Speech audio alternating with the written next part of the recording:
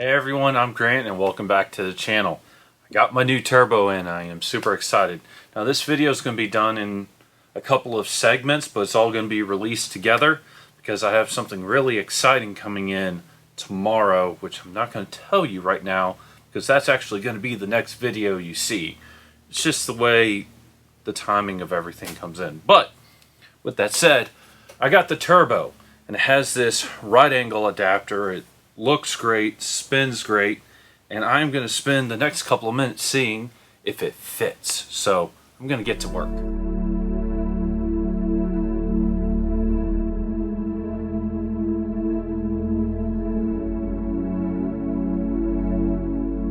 Don't know how well you can see everything, but I have the turbo in place and it fits perfectly. This was exactly what I was hoping for.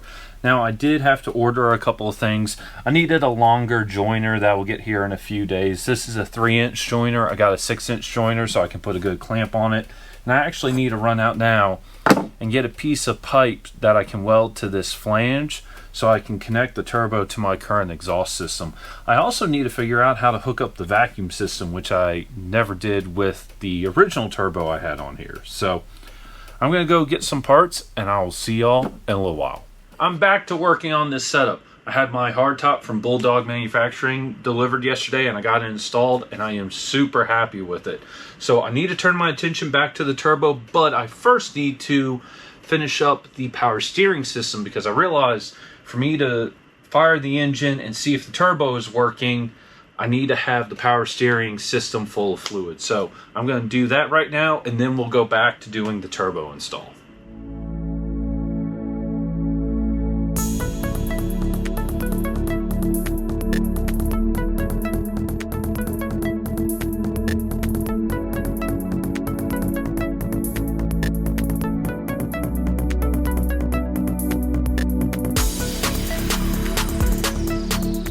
Here's the quick update on the turbo setup. I was sent a 90-degree AN adapter and I really need a 45. So I've ordered the 45 and it'll be here tomorrow. Otherwise it's this weird like hard S to get it to drain. And I've already destroyed a turbo by not having a good draining system, so I'm not taking any chances. But while I was doing this, I've actually already had it poured out once. I noticed all of a sudden this is now working. So I'm going to spend some time again bleeding and getting power steering fluid through my entire Hydro Boost brake system and the power steering box.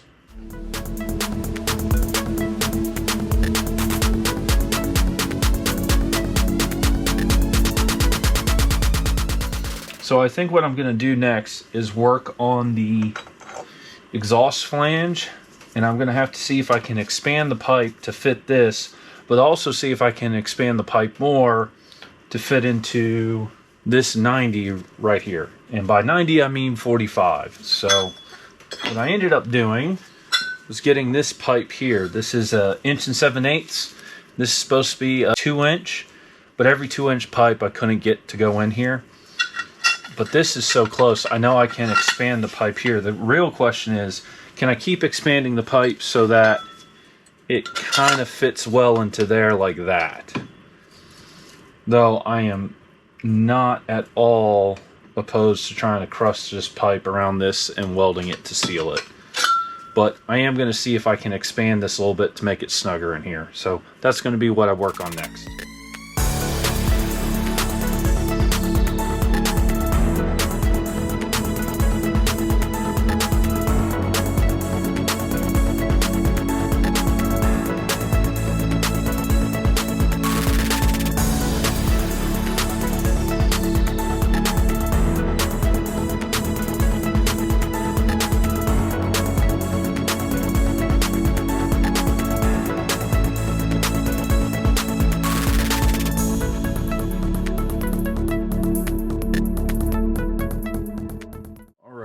Here's where I'm at. I was thinking about doing it like that,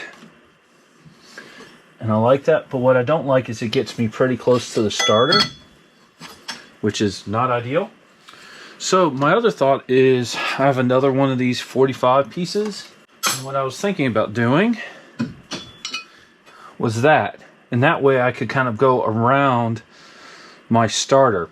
However, I am hitting the body, so I would need to probably take off about 1/4 of an inch, but I think going and giving that starter as much clearance as possible is the right thing to do.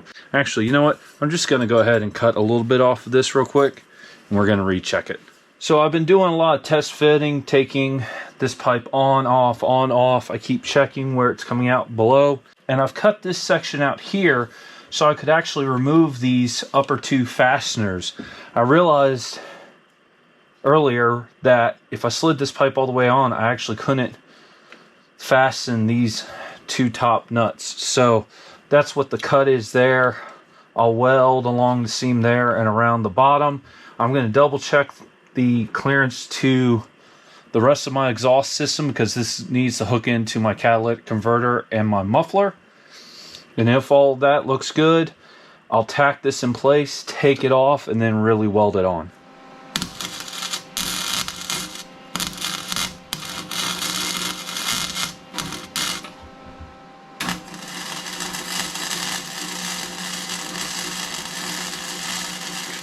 Real quick, I want to give a shout out to one of my subscribers. His name is Ted. He sent me these gloves and these welding arms so I stopped burning myself. And I want to say, Ted, thank you so much. To everyone else on the channel, he has been a wonderful resource and someone to shoot ideas off back and forth.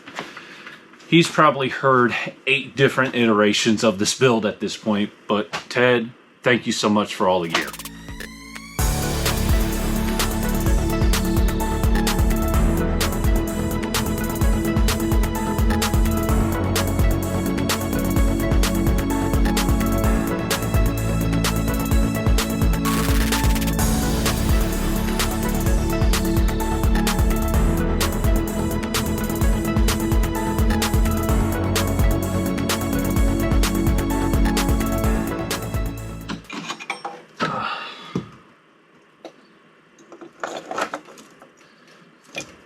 Yep, I think that is going to work out quite nicely.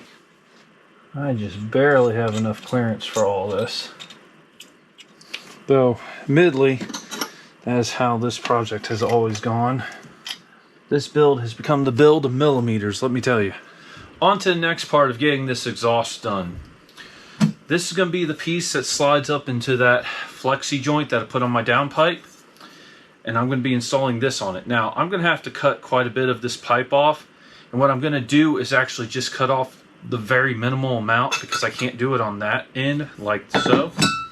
And I've got to figure out how I'm going to get this onto my catalytic converter, which I have a couple ideas on how to do it.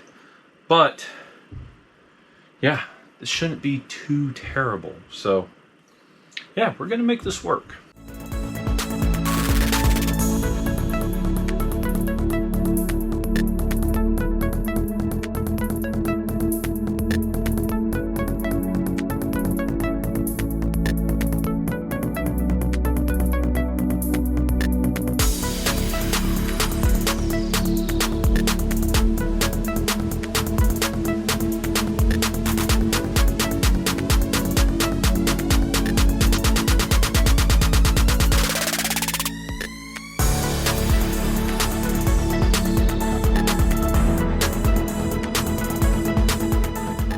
I think I'm going to call it a night. It is much later than I was expecting, but it was one of those weird situations where I got on a roll doing the fabrication and getting all the exhaust components lined up, and it just started clicking in my head. Even to the point where I stopped even really kind of filming it. But I also did it for another reason. Nate on his channel a while back, Dirt Lifestyle, mentioned something about not being able to show exhaust work when he did his Land Rover, so kind of following his advice and not showing it as well. Though you did see me make the downpipe. It is connected to my catalytic converter and my muffler, which I have to run where I live. So yeah, I will see you tomorrow, hopefully once my remaining parts get here. Hey everyone, it's the next day. I got my 45-degree adapter in, so I'm going to go about installing this It is so tight in there because I wasn't really thinking about this last night. I shouldn't have put the exhaust on. So now I have a very tiny space to work on. So I'm going to get this installed and get the hose on. And once I get that done, I'll turn the camera on again. I will see you in a little bit once I get this piece, that piece, installed.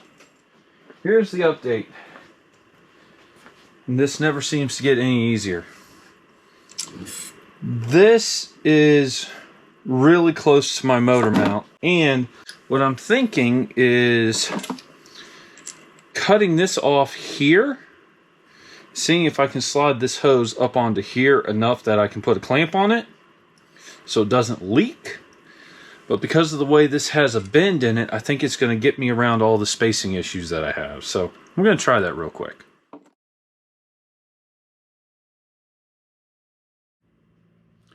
I think this is what I need. The nice thing is this is metal, not aluminum. And it is going to wrap just the way I need it to.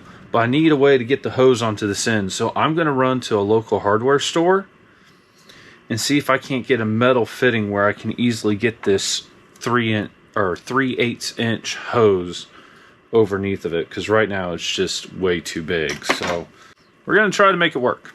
So here's what's going on. Here's the piece. I need to figure out how I can get a hose on that. I found this fitting, which almost slides into here. This is a 1/4 inch MPT.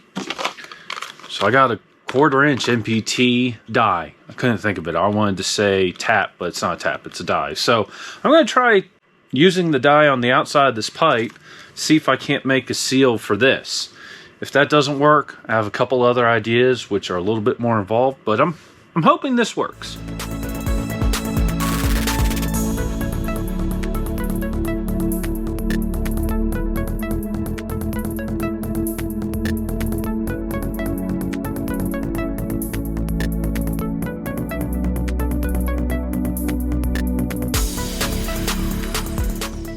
I'm going to be very honest. I didn't think that was going to work, but it actually worked out really well. And no, I didn't have the correct tool to use the die. I thought I did, which is why I didn't buy one at the store. And the one I have is for smaller dies. So I don't have the right tool, but I made it work. And I put the Loctite on it because I have found that Loctite actually kind of adds as a sealer as well. Even though this is a 1/4 inch MPT, which means it's a tapered thread, I only felt comfortable going down so far on the pipe because all of a sudden it like hit a dead stop. So I have this on here as tight as I can, and I've got the thread lock on it, so hopefully it won't leak. I'm actually quite proud of this. But anyway, now I'm going to try installing this on the turbo. If I can get those two installed, then I will cut the hose to length, and then we can get back to getting everything else back together.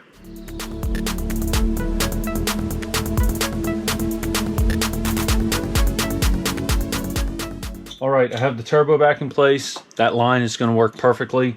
I have no good way of mounting a camera underneath there, so I'm going to go install the line, and then I'll get back to hooking up everything back else. The downpipe, the oil, feed line, and the vacuum. And I'm sure there are going to be a couple other things I need to check as well, but that's the first thing off the top of my head. I have the turbo all hooked up, and I'm about to do some final checks to see if I can do a test fire. Now, I am not hooking up the turbo to my intercooler, even though I got in the missing connector. I don't want to put any load on the turbo right now. I want to make sure that it's getting oil the way it should be, it's spinning freely, and I have no exhaust leaks. So yeah, I'm going to get to it.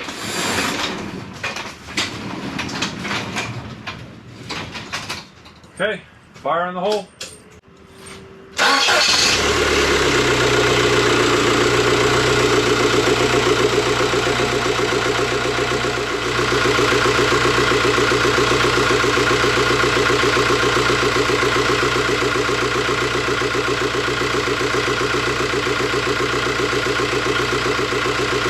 Alternator's working.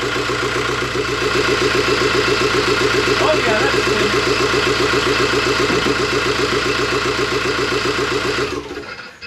I consider that a success. I know where one tiny exhaust leak is, though I'm going to have to wait for it to cool down. Actually, you know what? I'm going to start it again, and I'm going to try turning the wheel just to see what it does.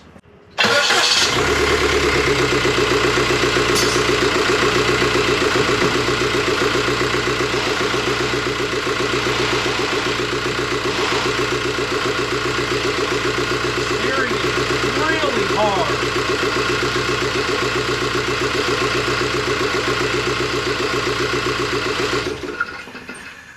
Overall, I would consider that a very successful test run.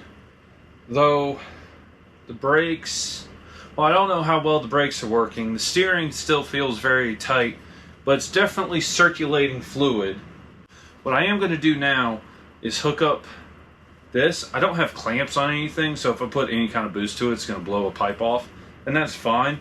I just want to see how it sounds with boost going through it. Okay, fire in the hole.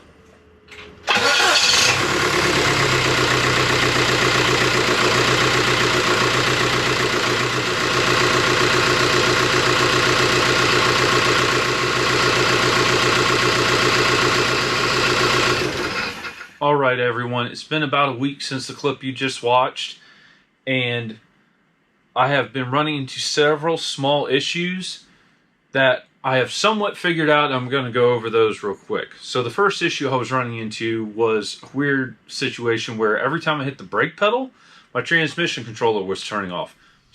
Okay.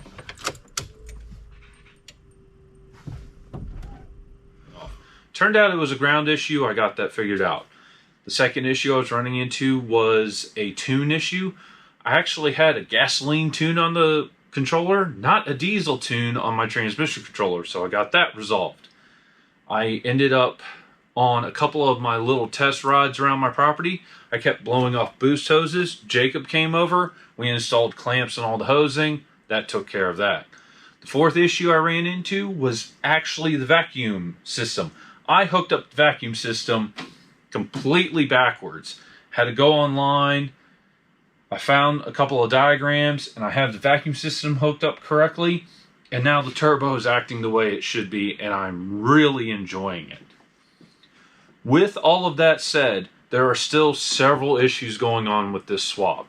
Right now, I really don't have any power steering or power brakes, which is a concern, but I think I have a solution for it. And actually, I got it in the mail. Give me a second. Here's the pump I got. This is off of a 4.2 liter V8 Touareg. And my thought process was that vehicle is so much bigger and heavier that the power steering pump for that vehicle might need to produce a little bit more PSI to turn the wheels easily. And I got this dirt cheap off of eBay. It was less than $20 shipped. And it looks to have the same hookup, so I can hook it where my current power steering pump is, and I have confirmed the pulley is the same size. Unfortunately, I really can't find any information online for this power steering pump versus the current power steering pump I have. I don't know if this is going to solve my issue or not. Though I have to say, this bracket right here actually allows me to hook up the power steering reservoir into the pump at a much better angle. So if for nothing else that I have this fitting now, makes it worth it. Here's the current biggest issue I'm running into, and it's with the Ford 6R80, which I just keep seeming to run into issues with. And I've done a lot of research on this in the last week, and I want to start by saying that some of this is probably my fault. I bought that transmission in 2019. The only thing I know about it is it's a four-wheel drive 6R80 designed for a 5-liter V8 out of a 2012 Ford F-150. That is all I know. I don't know how many miles are on it. I don't know what the history was on it. I don't even know why it was sold. I know I bought it dirt cheap. I think I paid $150 for it. So, in doing a lot of research this week, I discovered a couple of things. The early Ford 6R80s had a couple of issues. There's this one board inside of it which connects all the electronics together, and it also has two sensors on it, an input speed sensor and an output speed sensor. I've always had an output speed sensor error every time I've hooked up this transmission to a Quick 6 controller. Admittedly, I thought I was getting that error because the four-wheel drive version didn't have that sensor. It absolutely does, so I know there is a fault in this transmission. The other thing I have decided to do is I have reached out to a wrecking yard, and they are pulling another Ford 6R80 6-speed automatic for me that has 78,000 miles and is guaranteed to be good working for either 60 or 90 days. And I'm doing this for two reasons. One, I know what the mileage is on it, but secondly, I get a stock torque converter. When I had the Kubota in here, I tried solving some of the issues I was having with this transmission by going to a custom torque converter. In doing that, I also went to a smaller diameter torque converter as well because I thought the Kubota was producing too much torque at idle.